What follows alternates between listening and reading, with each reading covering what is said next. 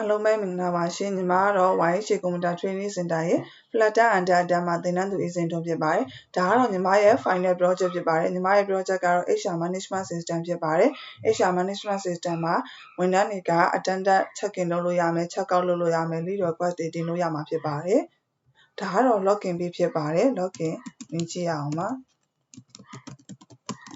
HR role နဲ့ဝင်မှာဖြစ်ပါတယ်။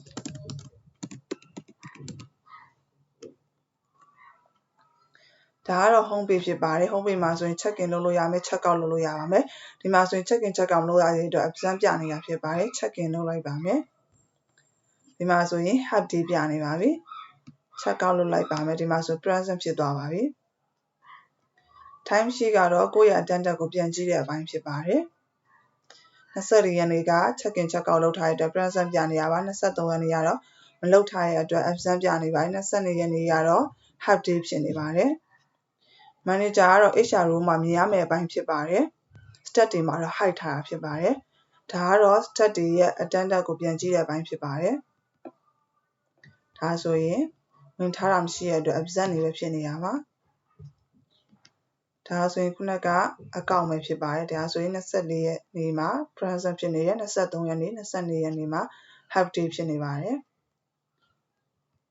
request ကတော့ stat တွေရဲ့ request ကိုပြန်ကြည့်တဲ့အပိုင်းဖြစ်ပါတယ် lead request တွေကြည့်တဲ့အပိုင်းဖြစ်ပါတယ်။ဒါဆိုရင် filter ကြည့်လို့ရပါတယ် pending ကမရှိတဲ့အတွက်မပြပါဘူး approve ဒါဆိုရင် reject ဒါကတော့ stat တွေကို create တဲ့နေရာဖြစ်ပါတယ်ဒါကတော့ stat list ကိုပြထားတာပါနှိပ်လိုက်မယ်ဆိုရင်သူရဲ့ detail ပေးကြလာမှာဖြစ်ပါတယ်ဒါကတော့ create stat လုပ်တဲ့နေရာပါ phone name ထည့်မယ် employee ID ထည့်မယ် position department email ထပ်ပြီးတော့ create stat လုပ်လိုက်တယ်ဆိုတာနဲ့ဒီက stat list ထဲမှာပြပေးမှာဖြစ်ပါတယ်ဒါကတော့ stat တွေ request လုပ်တဲ့အပိုင်းဖြစ်ပါတယ်ဒီမှာဆိုရင် total တွေ pending request ရယ် approve ရယ် reject ရယ်ဆိုပြီးတော့ကတ်လေးတွေနဲ့ပြထားတာဖြစ်ပါတယ် request လုပ်ကြည့်အောင်ပါ request type ကတော့ leave type ပဲသတ်မှတ်ထားပါတယ် reason ထည့်ကြည့်ပါမယ်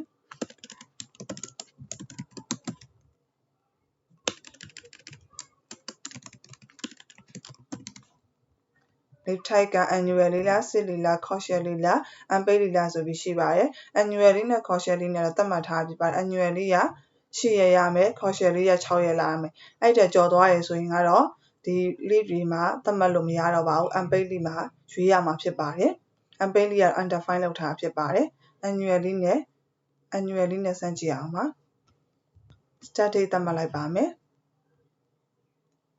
end date ကို26ရက်နေ့ထားလိုက်ပါမယ်အဲ့မှာဆိုရင် total day ကသူ့အတူ auto တွက်သွားတာပါ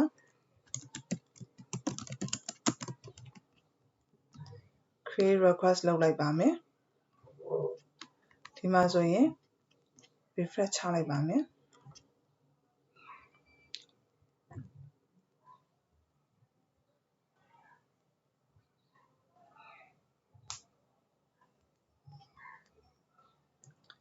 request ထဲမှာသွားကြည့်အောင်ပါဒီမှာဆိုရင် pending request ကတစ်ခုဖြစ်နေပါပြီခုနကတင်လိုက်တဲ့ request ပါ pending ကတစ်ခု approve က2ခုဖြစ်နေပါပြီဒါကို HR မှာပေါ်မပေါ်ကြည့်အောင်ပါ HR ရဲ့ request ထဲမှာကြည့်ပါမယ်ဒီမှာဆိုရင် pending ကပြနေပါပြီ filter ကြည့်အောင်ပါ pending ကဒီမှာ pending ပြနေတာပြီသူထဲဝင်ကြည့်ပါမယ် approve လုပ်လို့ရတယ် reject လုပ်လို့ရပါတယ် approve လုပ်ကြည့်အောင်ပါအဲ့ဆိုရင် approve ထဲမှာရောက်သွားမှာဖြစ်ပါတယ်ခုနက request က approve ဖြစ်သွားပါပြီဒီရဲ့ request ထဲမှာလည်းကြည့်အောင်ပါသူ့ရဲ့ request ထဲမှာလည်း approve တွေပဲဖြစ်နေပါပြီ personal ကတော့ကိုယ့်ရဲ့ profile ကိုပြန်ကြည့်တဲ့နေရာဖြစ်ပါတယ် personal profile ကြည့်လို့ရမယ်ဒီနေရာမှာတော့ change password ထည့်ရမယ် current password ထည့်ရမယ် new password ရယ် confirm password ထည့်ပြီးတော့ change password လုပ်လို့ရပါတယ်ဒါကတော့ log out ဖြစ်ပါတယ်ဒါကတော့ညီမရဲ့ final project ဖြစ်ပါတယ်အဆုံးထိကြည့်ရှုပေးတဲ့အတွက်ကျေးဇူးတင်ပါတယ်